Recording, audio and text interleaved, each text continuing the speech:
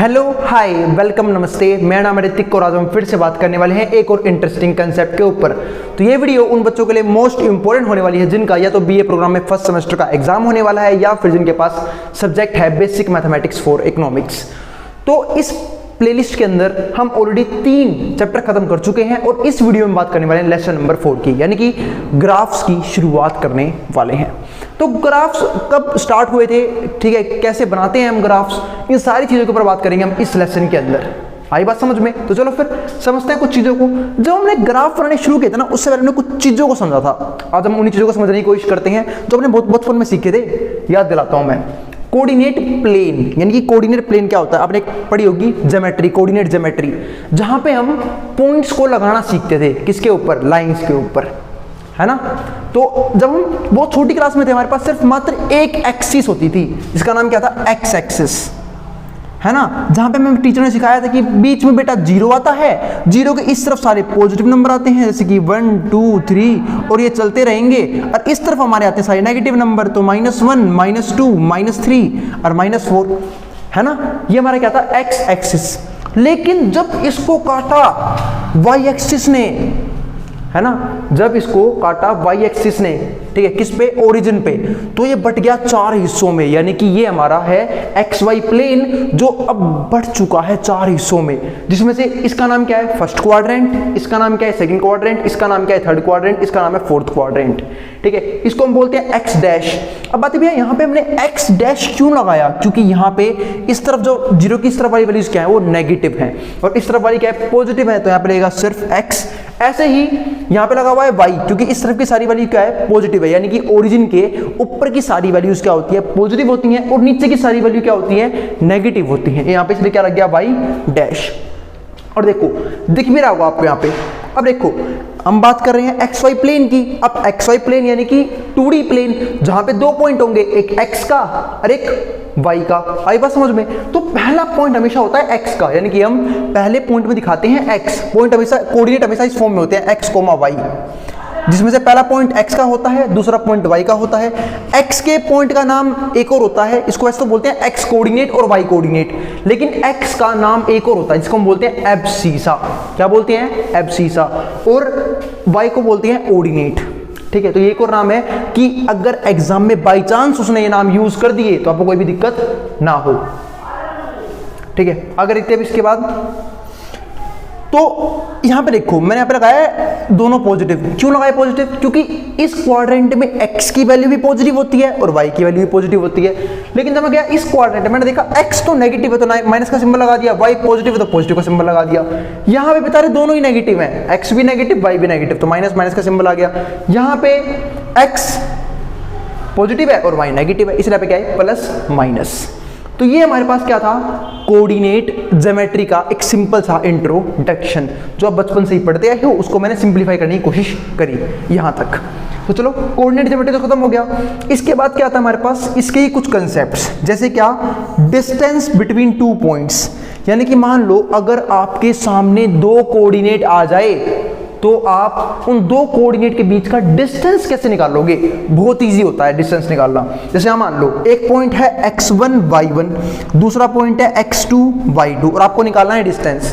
तो कैसे निकालोगे, x2 माइनस x1 का होल स्क्वायर प्लस में y2 माइनस y1 का whole square under the root, तो ये क्या आ जाएगा, AB का डिस्टेंस। आसान था ना डिस्टेंस निकालना, ठीक है। अब बढ़ते हैं आगे। अब ये कुछ उसने क्वेश्चन दे रखे हैं, बोला है कि भाई ये कुछ गिवन पॉइंट है, फाइंड डिस्टेंस, डिस्टेंस निकाल दे इन पॉइंटों का। तो अब तुम्हें फॉर्मूला याद है, अब तो हमारे लिए बाएं हाथ का खेल है डिस्टेंस निकालना, है ना, आराम से निकाल देंगे 2 पॉइंट का डिस्टेंस। चलो फिर निकालना शुरू करते हैं। तो पहले निकालते हैं फर्स्ट क्वेश्चन का डिस्टेंस। तो फर्स्ट क्वेश्चन का डिस्टेंस निकालने गया मैं, तो एक को माना मैंने पॉइंट को ए, एक पॉइंट को मान लिया मैंने ए है 2,3, और एक मान लिया मैंने बी पॉइंट है -5,2।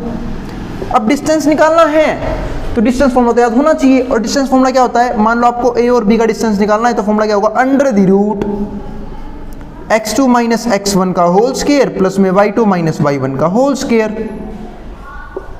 है ना, यही होगा फॉर्मूला।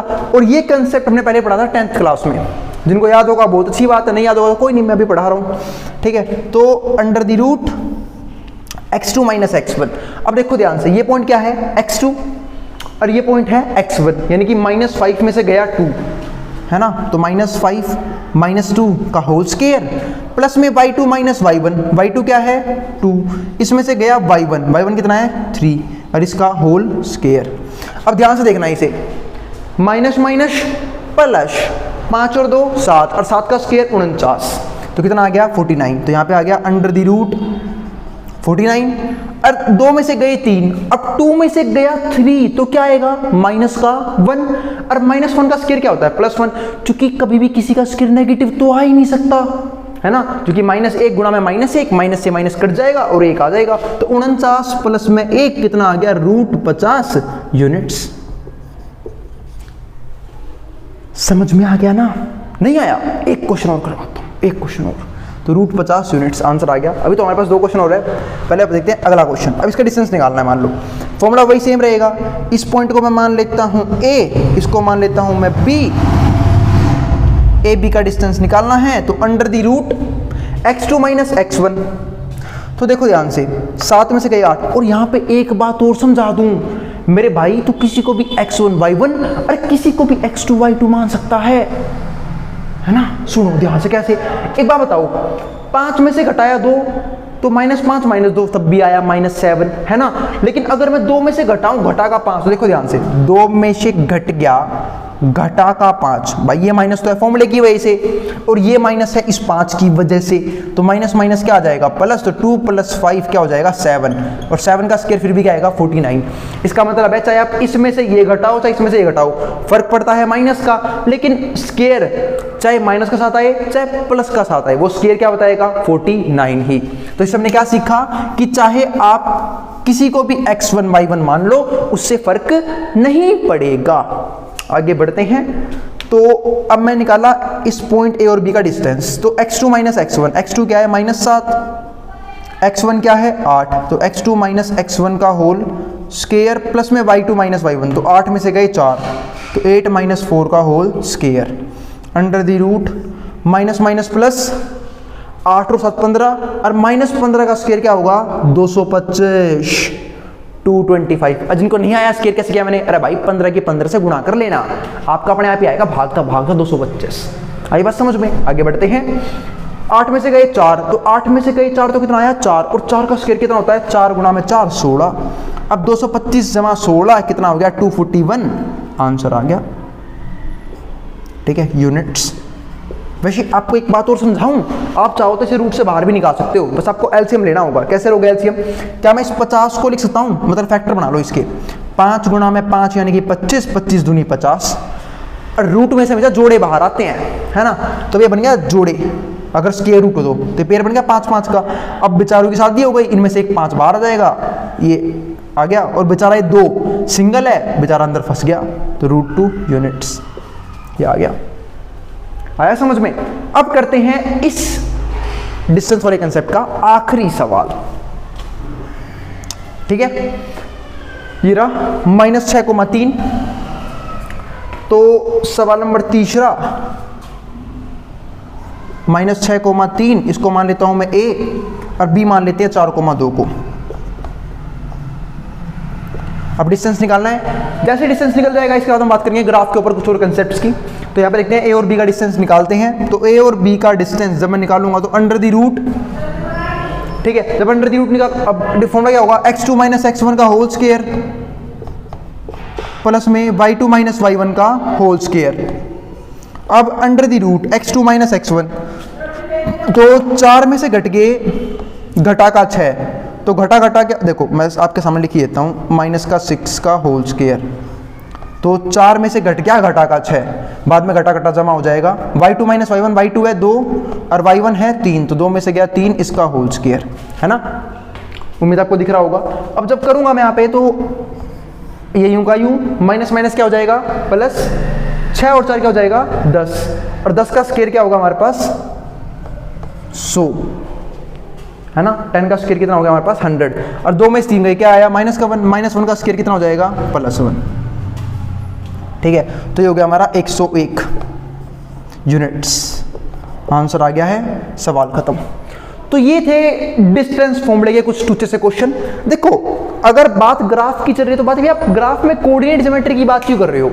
अगर आप सबने कभी भी ग्राफ बनाया होगा, हम सब जानते हैं कि हर एक फंक्शन का अपना एक ग्राफ होता है, ठीक है। लेकिन जब आपने ग्राफ बनाया होगा तो ग्राफ पे ना हम कैसे बनाते हैं ग्राफ? अब कोई फंक्शन आ गया, हम उसके पॉइंट्स निकाल लेते हैं, यानी कि एक्स और वाई की वैल्यू, उसको शो करते हैं एक्स वाई प्लेन पे, यानी कि प्लेन पे शो करते हैं उस पॉइंटों को, और फिर उनको ज्वाइन करके क्या करते हैं, हम ग्राफ बनाते हैं। जैसे मैं आने वाली वीडियोस में बात भी करूंगा। आई बात समझ में? तो उसमें डरने वाली बात नहीं। तो ग्राफ की शुरुआत जो हुई थी ना, वो हुई थी कोऑर्डिनेट ज्योमेट्री के साथ ही, क्योंकि अगर आपको पॉइंट पता नहीं चलेंगे तो आप पॉइंट को नंबर लाइन उस पे एक्स वाई प्लेन पे शो नहीं कर पाओगे, और जब पॉइंट शो नहीं कर पाओगे तो ग्राफ कैसे बनाओगे? आई बात समझ में? तो इसलिए पहले कोऑर्डिनेट ज्योमेट्री को समझने की कोशिश कर रहे हैं, और आपके चैप्टर में है भी कोऑर्डिनेट ज्योमेट्री, ठीक है। ग्राफ में बहुत सारी चीजों पर बात करेंगे, ठीक है। अब हम बात करते हैं स्लोप ऑफ अ लाइन, यानी कि एक लाइन का स्लोप क्या होता है, स्लोप ऑफ अ लाइन। ये वर्ड आपने, मेरे को उम्मीद है आपने सुना ही होगा, इकोनॉमिक्स में ढलान को बोलते हैं, ठीक है। और जिनके पास मैथ्स, इन्होंने क्लास 11 में स्लोप पढ़ा भी होगा। तो मैं एक बार स्लोप के कंसेप्ट को याद दिलाता हूँ, जिन्होंने नहीं पढ़ा कोई दिक्कत नहीं है, सबको समझ में आएगा, कोई डरने वाली बात नहीं है, ठीक है। बहुत ही टुच्चा कंसेप्ट है। स्लोप ऑफ लाइन का मतलब क्या होता है, पहले वो समझ लेते हैं। लाइन के स्लोप का मतलब है कि वो जो भी लाइन है वो एक्स एक्सिस के साथ क्या एंगल बना रही है। क्या बोला मैंने? स्लोप ऑफ लाइन का मतलब होता है कि वो लाइन एक्स एक्सिस के साथ पॉजिटिव डायरेक्शन में क्या एंगल बना रही है। जैसे मान लो ये कोई लाइन है, इसने एक्स, अब एक्स एक्सिस कौन सी है? ये रही एक्स एक्सिस, और ये रही वाई एक्सिस, ठीक है। तो ये जो लाइन एक्स एक्सिस के साथ जो एंगल बना रही है, यानी कि थीटा, वो हमारा क्या होता है? स्लोप, ठीक है। और स्लोप निकालते कैसे हैं? उस थीटा का टेंजेंट। तो देखो ये रहा, तो स्लोप यानी कि m, स्लोप को हमेशा m से दिखाएंगे, m बराबर होगा tan थीटा के, यानी कि वो जो एंगल बना रही है x एक्सिस के साथ, उसका टेंजेंट हमारा स्लोप बन जाता है। तो यह क्या आ गया हमारा स्लोप। अब स्लोप का फॉर्मूला क्या होता है? अब स्लोप के कुछ और तरीके होते हैं निकालने के, वो भी समझा देता हूं, समझ लो। अगर आपको थीटा दे रखा है कि मान लो आपको एक गिवन दे दिया कि एक लाइन है, ठीक है, एक लाइन है, वो x एक्सिस के साथ 45 डिग्री का एंगल बना रही है, तो स्लोप निकालना है। तो बहुत इजी है। स्लोप का फॉर्मूला क्या होगा? m बराबर tan थीटा, और tan थीटा की वैल्यू क्या होगी? 45 डिग्री। और tan 45 की वैल्यू बच्चा जानता है 1 होती है ना। tan 45 कितना होता है? 1 होता है। तो बस 1 आ गया। अब बढ़ते हैं आगे। तो tan 45 हमारा कितना हो गया? 1। जिन्होंने नहीं पढ़ा भाई, ट्रिग्नोमेट्री की वैल्यूज याद कर लेना अपनी, ठीक है। 1 आ गया। और अगर किसी कंसेप्ट में आएगी ट्रिग्नो की वैल्यूज तो मैं आपको वहां पे दिखा भी दूंगा, ठीक है। और 10th में तो आपने पढ़ाई होगा ट्रिग्नोमेट्री टेबल, वहाँ पे tan 45 कितनी थी? 1 थी। तो स्लोप कितना आ गया? 1 आ गया, ठीक है। अगर मान लो मैं ये बोल देता कि एक लाइन है, वो बना रहा है एक्स एक्सिस के साथ 60 डिग्री, यानी कि थीटा आपको दे रखा है 60 डिग्री, तो स्लोप क्या हो जाएगा? m equals to tan theta, और थीटा की वैल्यू है 60 डिग्री, तो क्या आ जाता है? tan 60, और tan 60 की वैल्यू क्या होगी? √3। आंसर आ गया, सवाल खत्म, ठीक है। तो चलो आगे बढ़ते हैं। अब अगर मान लो आपको 2 पॉइंट्स गिवन दे दे, वो क्या दे दे? 2 पॉइंट गिवन दे दे। जैसे यहाँ पे देखो 2 पॉइंट है, x1 y1 x2 y2, और आपको बोले स्लोप निकाल दे। बहुत इजी होता है, क्योंकि 2 पॉइंट अगर आपको गिवन है तभी आप स्लोप निकाल सकते हो। तो स्लोप का फॉर्मूला क्या होगा? बहुत इजी है, m equals to y2 minus y1 upon में x2 माइनस x1, यानी कि y2 में से y1 माइनस कर दो, x2 में से x1 माइनस कर दो। अब बात आई भैया y2 किसे माने, मतलब x1 y1 किसे माने, x2 y2 किसे माने? भाई किसी को मान ले, फर्क नहीं पड़ता, ठीक है। मैं कोई एग्जाम्पल देता हूँ। अब मान लो एक पॉइंट दिया 2,3, दूसरा पॉइंट दिया 5,2, और बोलते स्लोप निकाल दो, तो निकाल दोगे स्लोप। स्लोप का फॉर्मूला ये रहा, m equals to y2 minus y1 upon में x2 माइनस x1, तो y2 माइनस y1, तो कर लो y2 में से y1 को माइनस, 2 में से गए 3, तो ऊपर आ गया 2 माइनस 3, y2 माइनस y1, नीचे आ गया x2 माइनस x1, यानी कि 5 माइनस में 2, है ना। तो 2 में से 3 गए -1, क्योंकि छोटी में से बड़ी चीज माइनस हो रही है मेरे भाई, 2 में से 3 घट रहे हैं, माइनस का वन आएगा, क्योंकि घटता 3 में से 2 है, तो एक ही आएगा, सिंबल आता है बड़े वाले का। आई बात समझ में? बचपन में पढ़ा होगा आपने। तो 5 में से 2 गया, कितना आएगा? 5 में से 2 गया 3, माइनस का 1/3 स्लोप आ गया। अब कहीं बोलेंगे भैया अच्छा ये तो आपने इसे x2 y2 माना था, अगर आप इसे माने करो तो तब भी मेरे भाई सेम ही आंसर आएगा। करके दिखाऊं क्या? 3 में से गए 2, घटाइयो, y2 माइनस में, अब तो इसे मान ले y2 में से 3 में से 2 गए 1, और 2 में से 5 गए माइनस का 3, आया ना वही माइनस का 1/3, क्योंकि माइनस नीचे लगा हो चाहे ऊपर, बात एक ही होती है, ठीक है। देख लो सेम ही स्लोप आया है। तो ये था हमारे पास स्लोप का एक कंसेप्ट। और अब बात करते हैं कुछ जनरल कंसेप्ट्स की स्लोप के ऊपर। अगर मान लो कोई भी लाइन एक्स एक्सिस के पैरेलल है, ठीक है, सुन लो मेरी बात, कोई भी लाइन एक्स एक्सिस के पैरेलल है, मान लो यूं जा रही है, तो उसका स्लोप क्या हो जाएगा? इसे मैं ये बोल सकता हूं, अगर कोई भी लाइन एक्स एक्सिस के पैरेलल है यानी कि वाई एक्सिस के ऊपर परपेंडिकुलर है, तो उसका स्लोप क्या होता है? 0। क्योंकि सिंपल सी बात है, अगर कोई लाइन एक्स एक्सिस के पैरेलल है तो थीटा क्या हो जाएगा? 0। एंगल बनेगा ही नहीं।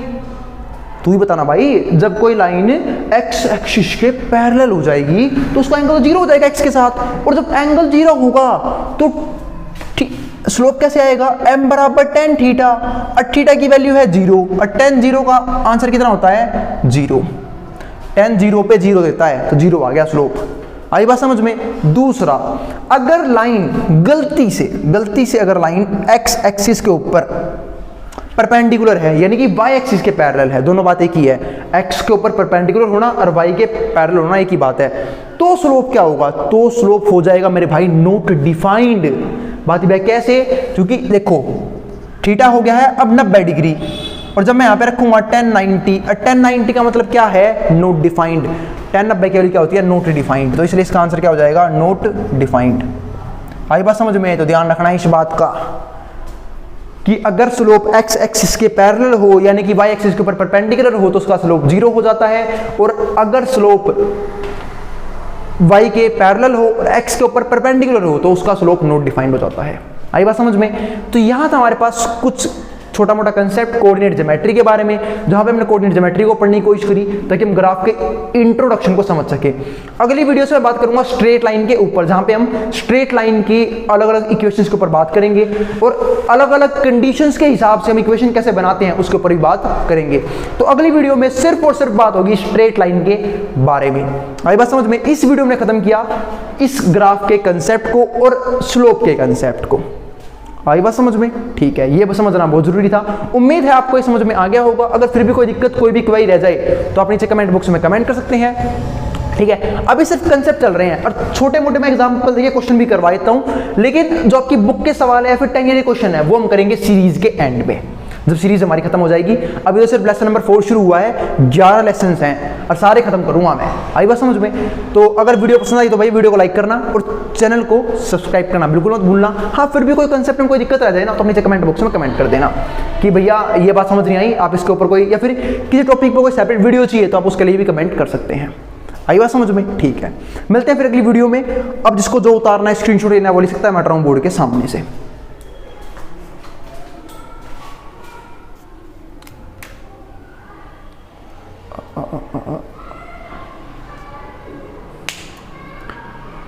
और भाई जिनको नीचे करना दिख रहा हो मैं कैमरा नीचे कर देता हूं, आप आराम से देख लेना नीचे वाला पार्ट भी।